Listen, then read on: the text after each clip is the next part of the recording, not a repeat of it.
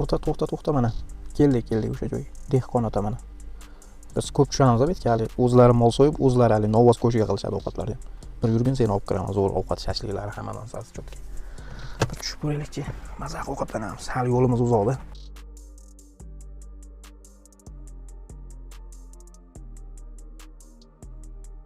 Mana o'rtoq senga maqtagan choyxonam. Ovqatlari hamma yoq cho'tki, o'zlari mol so'yishib, o'zlari ovqat qilishadi. Shashliklari ham vash cho'tki mana birachishga shashlik olyapti o'rtoq.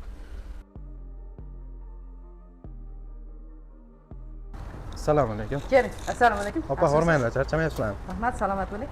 Opa, nima ovqatlarimiz bor? Ko'za sho'rva, qaynatma sho'rva, do'lmali sho'rva, lag'mon, mastava, ko'cha ovqat, osh, bishtekis, tuxum kalbasa, shashlik, akarachkalar bor. Shashliklarimiz yangi siqlangan. Aha. Hozir biz nimaga Instagramga video qilayotgandik, shunga oshxonalarni bir nima obzor qilmoqchi edik. Shunga bir so'ragan joyimiz opa. Rahmat, ovqatlarimiz hammasi yangi, svej, yangi go'shtlardan tayyorlaymiz. Shashliklarimiz, shaytepazimiz har kuni yangi siqiladi. Bexijolat ovqatlar. Ichkariga kiramiz, qizlar qarashadi opa. Aha, bemalol xizmatlar bor. Mana o'rtoq shashlikni qara.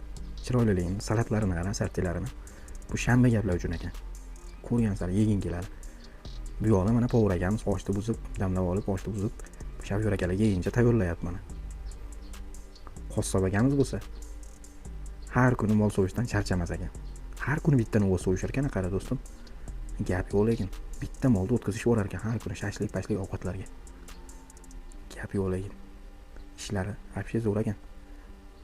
Mana povuragamiz bu yoqda qossob akamiz so'ygan go'shtlardan mana ko'za sho'rvalar solib, chiroyli qilib Shavyor akalarimiz keyincha tayyorlab turishar ekan. Mana klient akalarimiz o'sha ko'za sho'rvalar ichib, ovqatlar yeyishib, sekin tish tikamlab chiqishyapti. Tashrif buyuring, siz ham mazza qiling. Manzilimiz shu 3 uy postida kelib bemalol mazza qilib ovqatlanib ketishlaring mumkin.